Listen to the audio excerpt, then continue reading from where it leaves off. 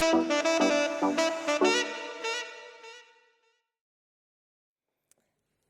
morning. Bonjour. Comment ça va? It's about the extent of the French, I know, but I've been working on it this week. So I just wanted to say hello and good morning, and thank you so much for the invitation to be here with you today. It's my first time in Paris, and it's been absolutely incredible so far, so it's wonderful to be here. Thank you very much for the invitation. Thanks. So I'm a technical evangelist at Chef, and I think when I say that a lot of folks go, what is an evangelist? Do you think I'm going to come in here and make you drink all the Kool-Aid? I think that's what a lot of people think, and we need to reevaluate what does an evangelist mean. You know, I'm not just going to come in here and make you write a bunch of chef recipes and suddenly you'll be DevOps. So an evangelist, in my understanding, is that we really need to be truth tellers and be willing to call things out, and it's important for us to be absolutely honest in our work. And that's, I think, what makes an evangelist probably the most favorite job that I've ever had. So an evangelist cannot come into your organization and just sprinkle a little DevOps glitter on your projects and suddenly, I'm going to anoint you Agile, right? That does not work.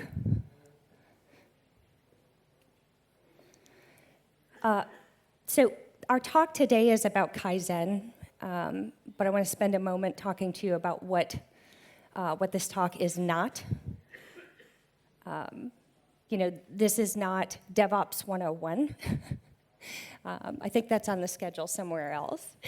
But there's a lot of books out there that will help you get caught up on what DevOps means if that's something you're just beginning your journey on. This is not 10 steps to Agile, right? There's a lot of work there, too, for us to become Agile. I want to talk to you about why I care so deeply about this topic. I've spent a number of months preparing for this conversation, and I think it's important for you to understand the history of why I care so deeply about this. I have always been extremely curious about what makes high-performing teams so successful. How are these teams able to come together and produce products and services that are much greater than the sum of the parts, greater than anything that we could achieve individually, right? That amazing feeling. Anybody ever been on that kind of high-performing team? You know what this feels like, right? To move fast and to be working with your people, your tribe. That's the kind of workplace I'm very interested in, and helping other organizations understand how to get there. In my career, I think I've seen some incredibly difficult, complex work environments. I spent about 5 years working in a pediatric intensive care unit, which absolutely, for me, defined what it means to work in a high-performing team. We're writing software. They're saving lives. A little bit of a different, type of energy in that workplace. Later in my technology career, over a nearly 10-year period in my consulting practice, and then I went to Microsoft, and now I'm at Chef. And through that career transition, I realized that along with kindness and humility, that Kaizen is the most important tool in my kit. And so that's what we're going to talk about today.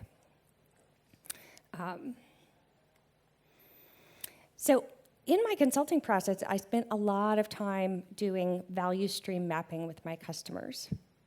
It's a very powerful exercise. Has anyone done value stream mapping?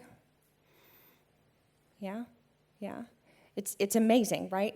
This is something that I think each of us can learn how to do because it's so revealing, right, about our work, about the things that we're building.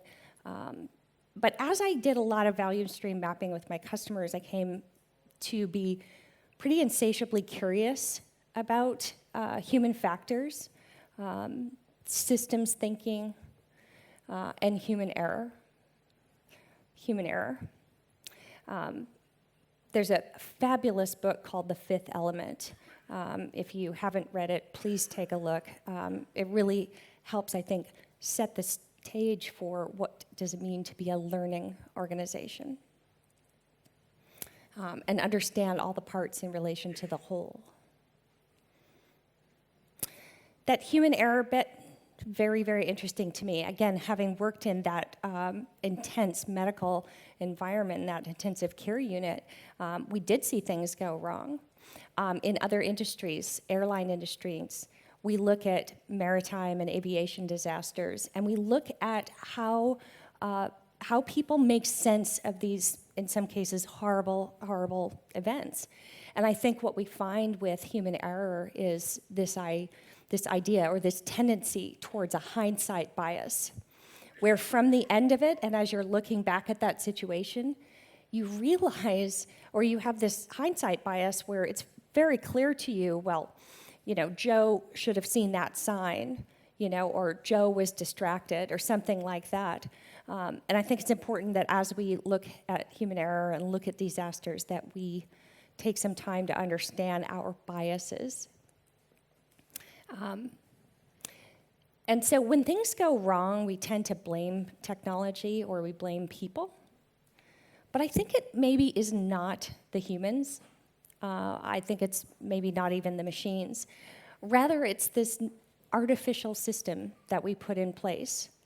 And without being willing to deeply examine and think about systems theory as you go about your work, I think that can be a real challenge. So I want to talk about human error and software errors briefly.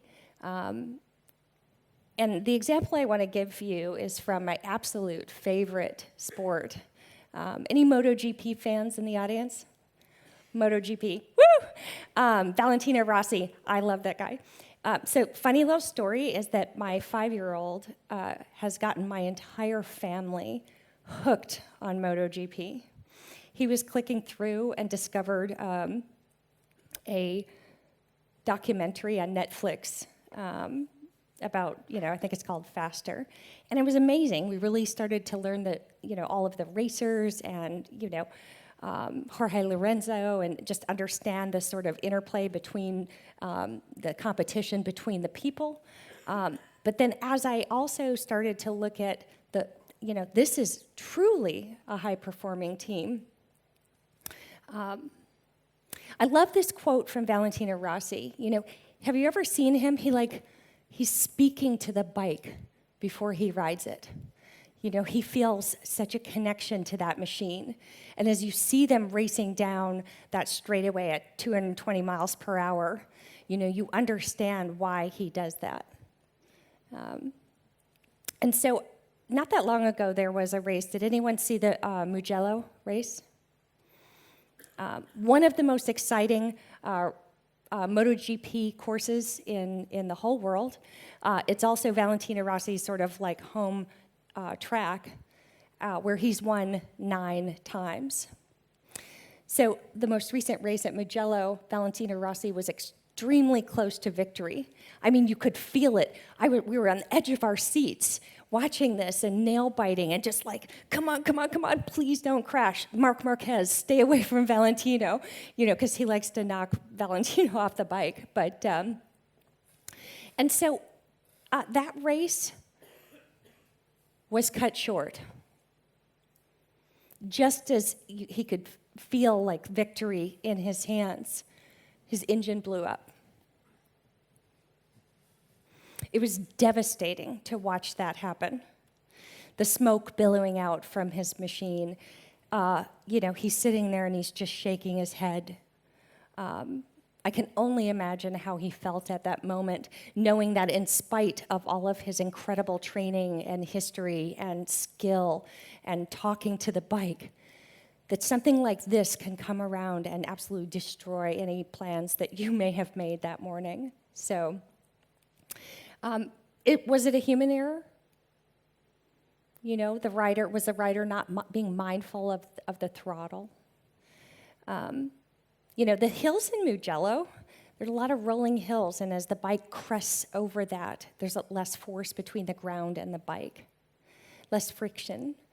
But it's applying the same power to the wheel, and so it spins out, the engine over revs, and that's when the engine blew up. So it turns out this was a software failure. There should have been a rate limiter in there, and it was just a mistake that was made. And actually that morning in practice, Jorge Lorenzo's bike also blew up, so they're both on the same team, both on Yamaha. So, I mean, can you imagine the postmortem after that? Everybody's doing postmortems here, right? Learning reviews after, after incidents. So I just think about that, and I'm very glad that I have the job that I have and that I was not the person who made that decision, right? We often come out with postmortems with a whole lot of changes that we need to make. Not just code changes, but cultural changes as well. So here's the key. We suck at change. It turns out that humans are supremely bad at this, right? So the point of the talk really today is I want you to deeply understand why change is so hard for us as technologists, and how the Kaizen mindset can help you. Have you ever wanted to know why our efforts to change fail so often? Right? Why are some projects successful? Why are some relationships successful? As we start to dig into that, why are these DevOps transformations failing? Right? They come down and give you come down from the mountain and give you the Agile tablets and, here's your 10 commandments of Agile. And it fails. And then we try to understand, is it my team? Do I need to go to another company? Are they really doing DevOps? I don't know. So let's take a moment now and understand what Kaizen is, as well as what it is not. So is Kaizen a new term for anyone? Has that been new? Very good, very good. That's wonderful because I get to tell you about it. And for me, if I want you to take away anything, is this little bit of learning which, in a very short amount of time can help you be successful. I think in my abstract, I promised changes in 60 seconds or less, and we'll get there.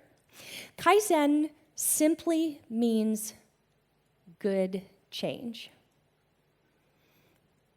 There's components of the PDCA, right, loop, plan, do, check, act. You've heard of that loop. The OODA loop, observe, orient, decide. I don't know what the last one is, but basically Kaizen is this science of very, very small steps, baby steps.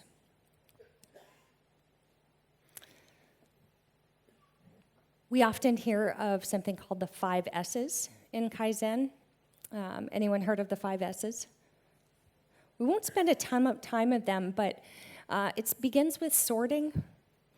Things like filtering and categories and, clean your desk, sort out all your papers. These are tiny things that you can do. There's an aspect of simplification and this idea of approaching everything with that need to simplify. Sweeping, standardization, right? We're all trying to seek standardization to help us reduce variability in our processes. Sustaining, right? How do we take these changes and not just do them once, but make these a habit a lifelong habit that is imbued in everything you do at home and work.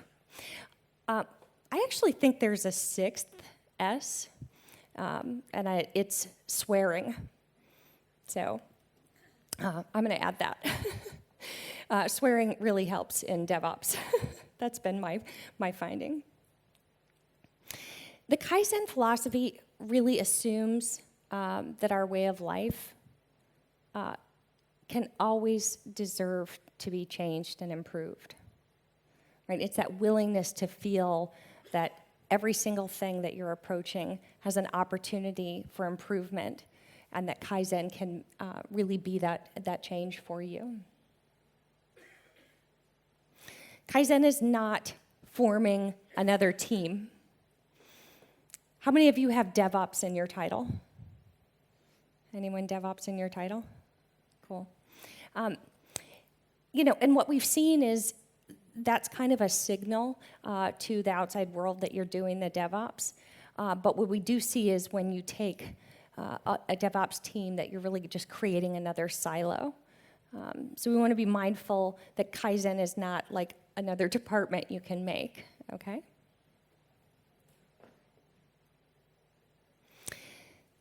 Why do our changes fail? We are human, and it turns out that we are physiologically designed to resist change, to resist radical change, the kind that DevOps is demanding of us, right? They come down and say, let's go, let's make these changes, and there's a lot of drive for that. But when we do that, something happens in our bodies and our mind that's going to really slow you down, and we'll talk about that. It turns out that our brains, we have the brain stem, right? This was formed a long time ago. This is the lizard brain. We have the midbrain, where emotions and temperature control come from.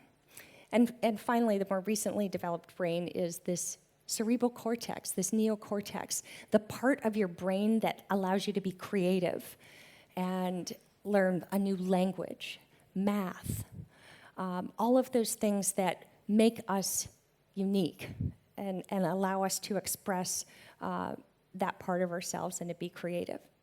So what happens when you try to make a very radical change is your midbrain goes on warning, like there's an alarm that goes off, right? And it floods your body with stress hormones, like cortisol, and there's other hormones as well. But what happens is your body gets the message from that signal, it's time to run. Like, I'm not doing that DevOps, I'm running away, I'm going over here. And so all the blood gets diverted from your brain and it runs to your extremities so that you can run and get away or prepare to fight, beat the crap out of that project manager who's trying to, drive you crazy.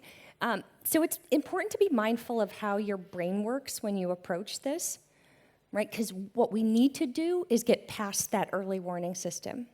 We need to get under the radar, okay? Because if we come in with too big of a change, it's going to shut down. No matter how well the software is written, no matter how clean your code is, this is going to stop you, right? The human mind treats change, treats a new idea the same way as thinking about your immune system, right? And in workplace and organizations, we've heard of something called the corporate immune system. So as a new person joins the team, they'll either be assimilated into that culture or it will reject them, much like the immune system. And your brain treats all new ideas in the very same way. So who wants to get past that midbrain? Do you want to figure out how to trick it, to get beyond it, to get to that radical change? Let's do that together.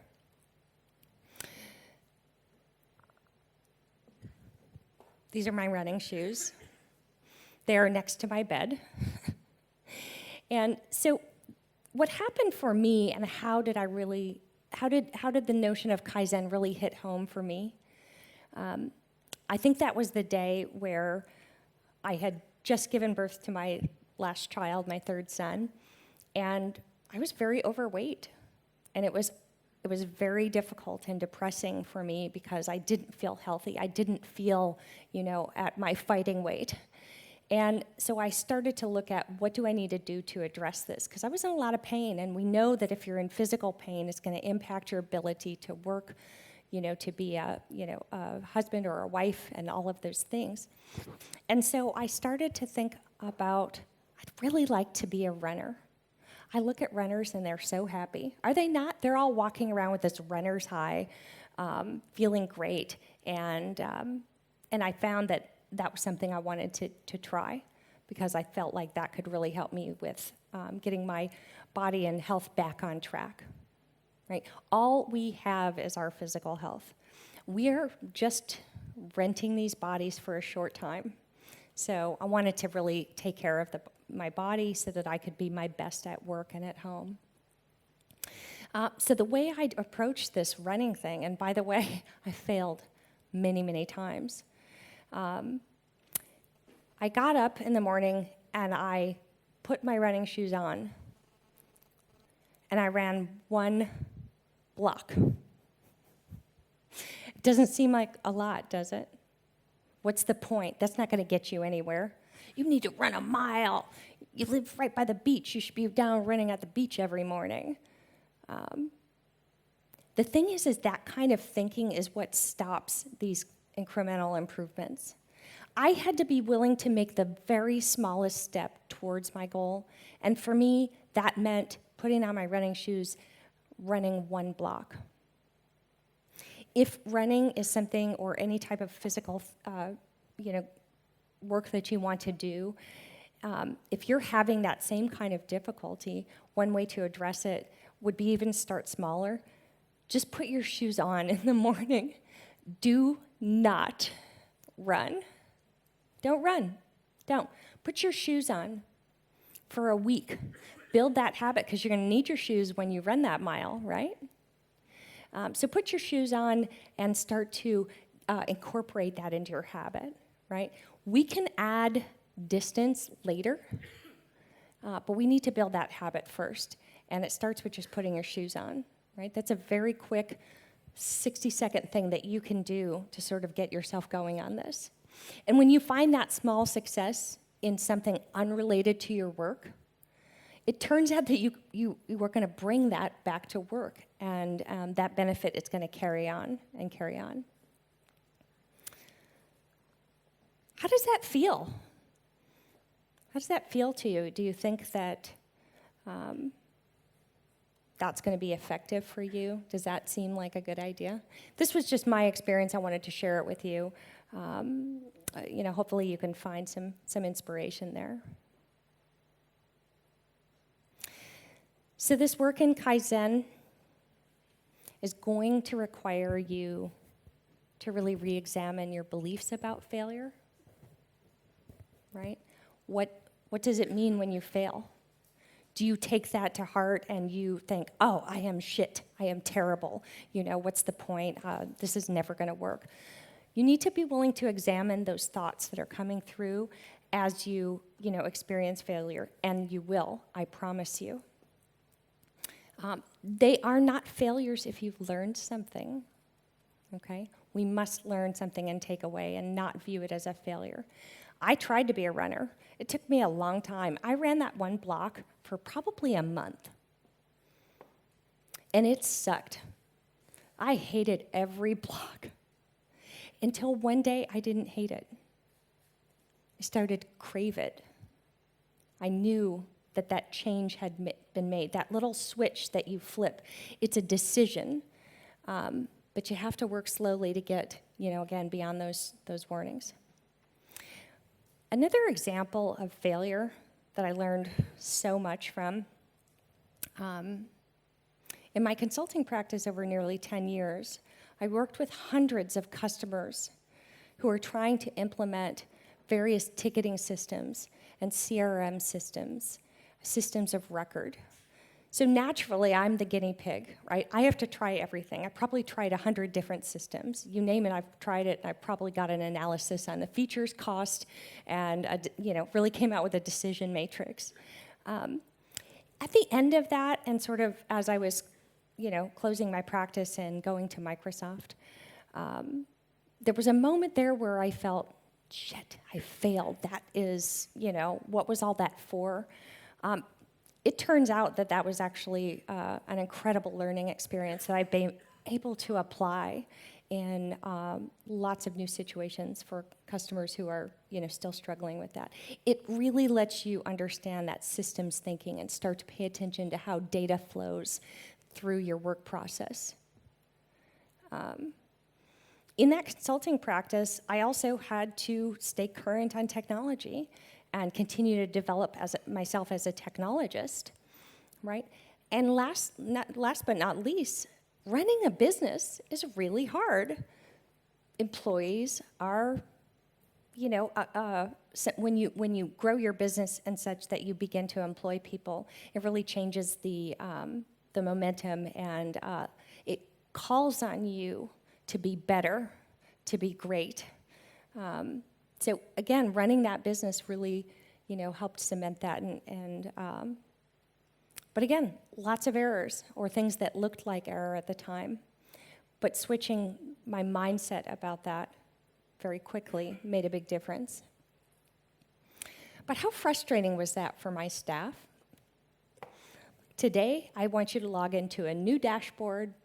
I've got your emails flowing through your ticketing system. It was frustrating for my staff. They're like, would you make up your dang mind, right? Just pick one. It does not matter, just pick one. So a lot of learning happened there. I'm super grateful about it. As technology workers, we want to reduce error, right? This is our call. We need to reduce variability. We need to, too many errors, what's going on? There's error conditions, our monitoring and our NOCs are lighting up. So if you want to reduce errors, it's super easy. Do absolutely nothing. Then your errors will go. But it's more complicated than that, right? Right? We can't just reduce errors. I think what organizations and businesses are trying to do is take a look at minimizing and optimizing our systems for work in progress. Anybody heard of WIP limits? Work in progress. Anyone doing Kanban? Any kind of visual flow? Okay, next year I want every hand up, right? One of the most powerful tools in your DevOps journey is visualizing the work in progress. Until you have that, your efforts will be blocked, right? Get a Kanban board. Don't spend a bunch of money on Lean Kit and Trello. You can if you want to. Bust out the Post-it notes. This is an incredibly inexpensive way to actually bring visibility into your change and the work that you're trying to do. It's so powerful.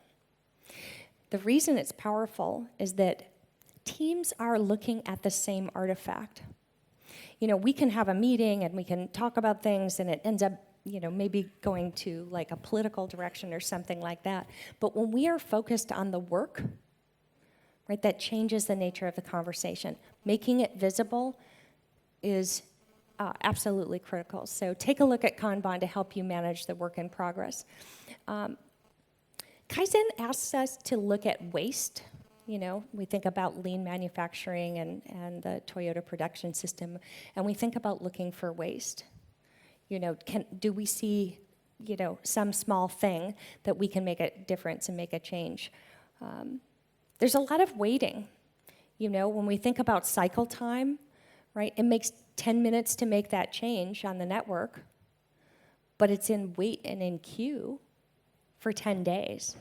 So now that change is a much bigger change, right? And so work in progress and Kanban allows you to see and start to measure that cycle time. You have to measure these things to know where you are now. We have a big map, like you are here. And it helps with, we're trying to obviously minimize defects and deal with overproduction. So automation is the solution to everything, right? Maybe, maybe not.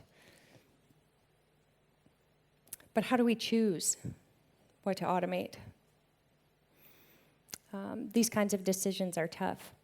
I'm going to give you some options, and I think that as people approach this, they start to see, we should go and automate the most expensive things, right? That's the big one. That's going to save us money. That's going to make a big difference. The problem with automating the most expensive process, it's expensive, and it's very hard to do. That's why it's expensive. So we can look towards least expensive, right? Let's go get that low-hanging fruit. I hate that phrase, but sometimes we want to do that. Go ahead and take something quick and easy to automate. The cons are that it doesn't save a lot of money, right? So if you are trying to optimize for financial and for cost savings, this choice of automation is not going to necessarily make the impact that the business wants to see. The final option is the most boring.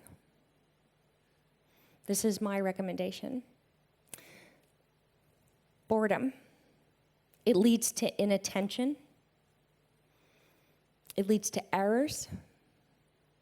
Right? We look at the study of the TSA baggage handlers. Those folks are really bored. And consequently, they are missing weapons. They are missing all kinds of things going through those scanners. Boredom leads to turnover, people leaving.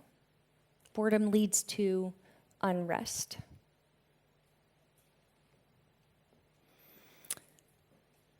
Bored people quit. We need to optimize for keeping people happy. This is often overlooked. We compensate our employees with salary, stock, maybe a little 401k, some benefits, medical benefits. Hopefully we have those things. But the thing that we really compensate with is the opportunity to do interesting, meaningful work, creative work, challenging work, that work that makes you grow as a person and feel that you're making a difference in the world and that there's a point to your job. We cannot automate that creative part, that cerebral cortex. The things that come out of that part of you cannot be automated. If you could automate creativity, we'd be making some pretty bored employees.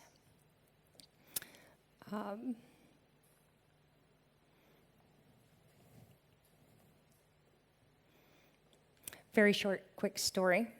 A few years ago, I was preparing to speak at a conference in New Zealand.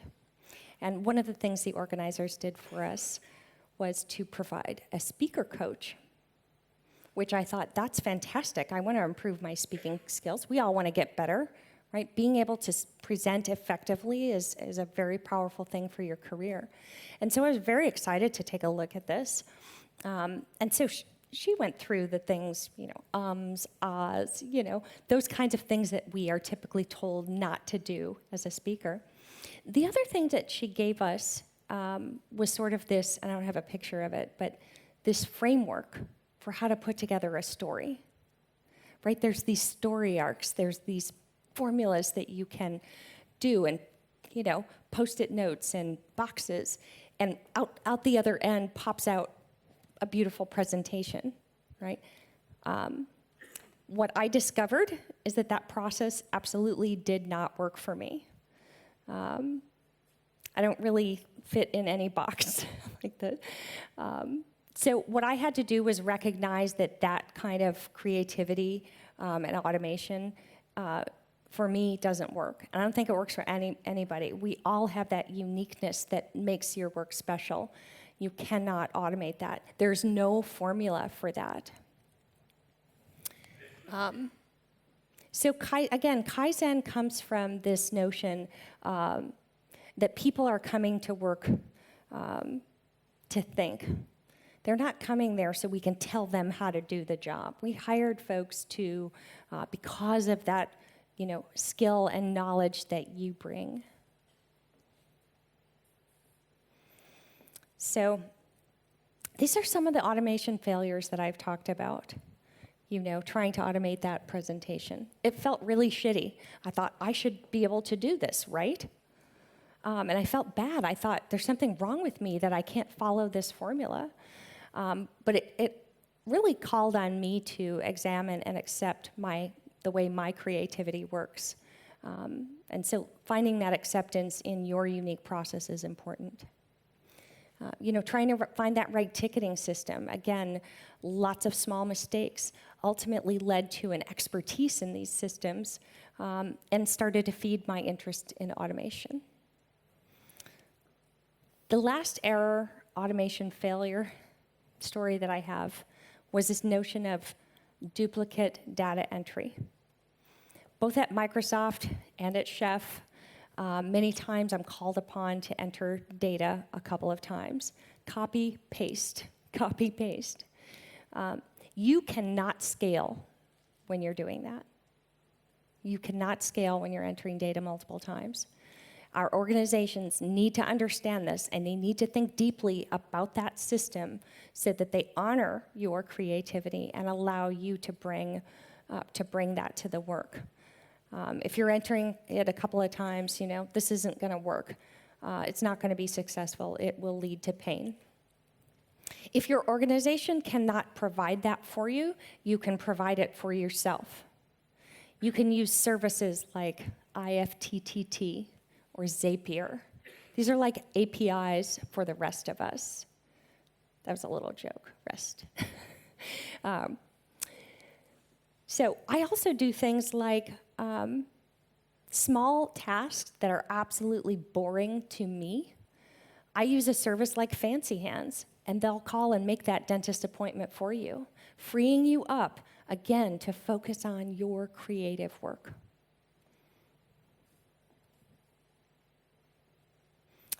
Can't automate creativity, though. Nothing good or creative is ever done in a linear fashion. If there is a creative process, it's this.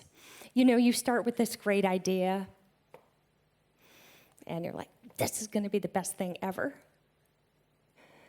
And then you get to a point, and you're like, this might be a little bit harder than I think. Oh, this is absolute crap. And then you start to come back up the other side and hopefully end up with awesome. But this is my creative process, right? Okay. Any kind of success or creative pursuit, right? It's super easy to look at someone else and say, oh, wow, you've really got it together. Let me take that and apply it. And we see this with, again, the Toyota production system. So before they were making cars, right, they were making sewing machines and looms. And so that organization, it really personifies a learning organization. And what they said was, it doesn't matter if someone comes and steals these looms, because they're getting that point in time. But you know what they don't get? They do not get all of the context, all of the learning, all of the creativity of those individuals who invented that. You don't get that. And so that's why, taking a look at success, what that looks like, is important. We've talked about that. Let's talk about things that we should automate, right? Can't automate creativity, so what's possible? I mean, I could take this down as systems talk, and we can get into monitoring and databases and all those things, but we're not going to do that. The theme of the conference is de-automating yourself. And I think the way we do that is to start to look at what does make sense. All right, we're going to automate all the things. The first thing that I automated as I started to realize that I had to make some radical changes to create time in my life for my work, my family. I want to tell you about Costco. Do you have Costco here in Paris? If you don't know what Costco is, it's like a massive warehouse store. I mean, it's like a mile wide. The parking lot is insane. Good luck getting in there. Costco on a Sunday morning is like a missing level inside Dante's version of hell. So one day I went to Costco with my family. One of my sons who is autistic, and we needed toilet paper. We need whatever we need at Costco. We got to pack everybody in the car and go and get it. But for an autistic child, absolute hell. Lights, people, noise, chaos, the parking lot. They're hungry. For an autistic child, basically what I discovered is that we can never go to Costco again. Out in the parking lot, looked at my husband. We made a pact right then and there, signed in blood. We will never go to Costco again. Right? I'm going to avoid this, and here's how I did that. Every month, by the 3rd of the month, the paper towels arrive at my door. The toothpaste, the shampoo, the bread, what you can order anything from Amazon. Automating those things has made such a difference in my life. My husband thinks I am a genius because I never make him go to Costco. He never has to go to Target. Do you have Target stores here in Paris? Do you know what a Target is? I don't know the equivalent. But this is the kind of thing you can do, right? And it seems like such a small thing, but give it a try. And it takes 60 seconds to pop into Amazon, subscribe and save, and make your list of things that you can automate the delivery of.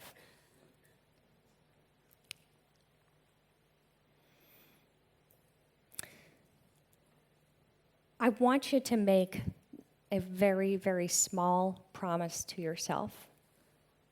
It needs to be unbreakable.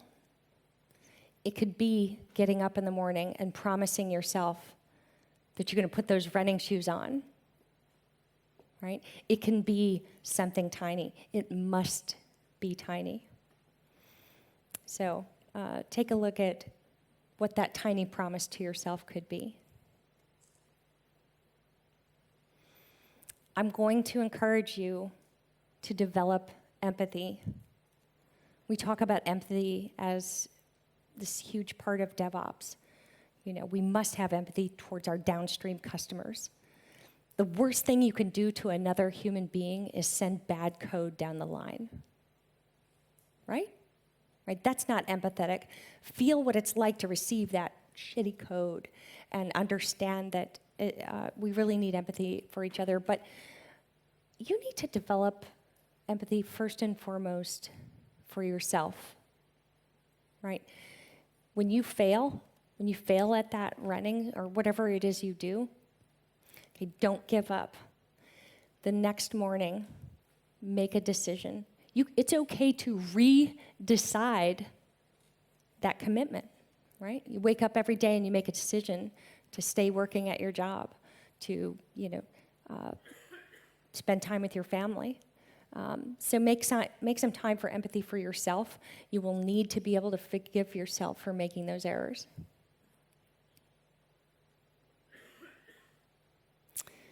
Take a chance, right? This is going to be scary for some, and you think, I don't have time for this. What is this woman doing up here telling me about Kaizen? I could just Google that.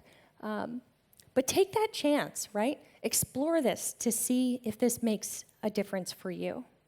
I really think it will. Just to kind of get to our closing and summarize this time together, you can use Kaizen to improve your relationships with difficult people. How many of you work with difficult people? right? In our careers, we do that. We've come across working with challenging people, and you think to yourself, is it me? Is it them? What is wrong with this person? They're clearly a jerk, something like that. But in 60 seconds or less, you can reprogram your relationship with difficult people. Do you want to know how? This is going to help you. This is powerful. Would you be willing to examine the explanation you're giving yourself for their behavior?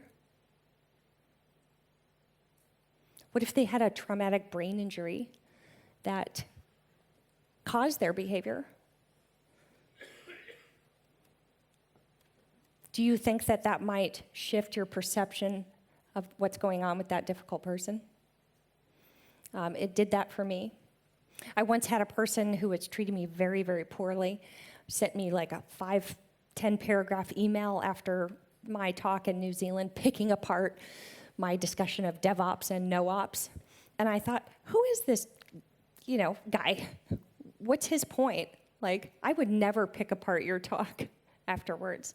But the decision I made, again, was a little bit of getting my mind around what could possibly going on. And I just had to assume that his wife ran over his dog that morning. And that's why he was being a jerk. But again, taking a look at the explanation you're giving yourself, right? That's going to transform your relationship, and it takes 60 seconds. When you start to feel that, oh my God, I'm going to see that person, and geez, I don't want to talk to them. They were a jerk for me for the last 6 months. So take a look at that, okay? Another tool in your transformation of your difficult relationships is this notion of the ladder of understanding. This comes from the research on human factors from a paper called Common Ground. I'm not going to go into the paper, but I'll share a link to it afterwards. But Common Ground and what that means in terms of teams coming together to form that multi-party product, the research there is fascinating. And what it found is, notice how difficult it is and complex it is to just have a conversation with someone, and how do you know, the biggest illusion about communication is that it's taken place. So in this paper, we learn about this ladder of understanding where you need to think about what you're emailing back and forth with someone. Did they attend to the email? Did they even see it? Was the email, was Google at G Suite, whatever they call it now, was email down, right? You have no idea if they were able to attend to that message or even really see it. They need to perceive it. There's a perception issue where you're reading, or this thing, and people, if they're unclear, as people write terrible emails, you have no idea, you can't perceive what they're actually asking of you. So it's important to make sure that your words can be perceived. The understanding part of that ladder is this notion of confirming back to the person your actions. So when you talk about what you're going to do next as a result, that's how that person understands that, we've had the conversation. And finally, acting. What actions or steps are you actually going to take as a result of that exchange? Keep in mind, take a little picture of the ladder of understanding. Keep it by your desk. In 60 seconds, you can check yourself. Is this, have I done the work to ascend that ladder with that person? Because if I haven't, I might as well just stop talking to them.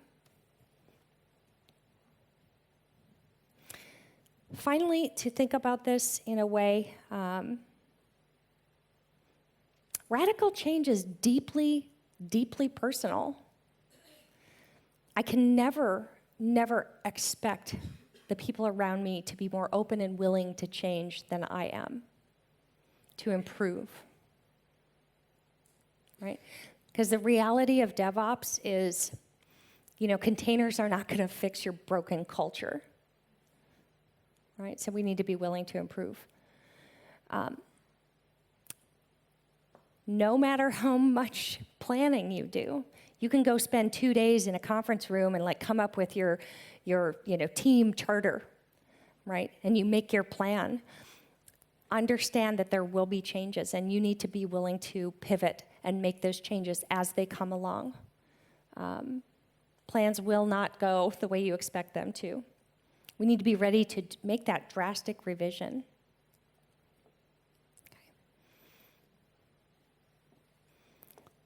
The magic happens when you are willing to take that first step, to put your running shoes on in the morning, to take a look at the conversations you're having at work. Take a look in your heart and your intention as you approach these changes. And start personally, okay? Start at home. Again, that's when you make the change here and here, that you can bring that to work. So Kaizen, take a look at that. See how this can help you. I really think it's one of the most powerful things that you can do. Again, number one thing in my toolkit. I hope that this has been helpful to you and that you've learned something that you can take away. Little tips that you can do in 60 seconds. Start in the morning. Find something that you can be willing to be bad at, okay?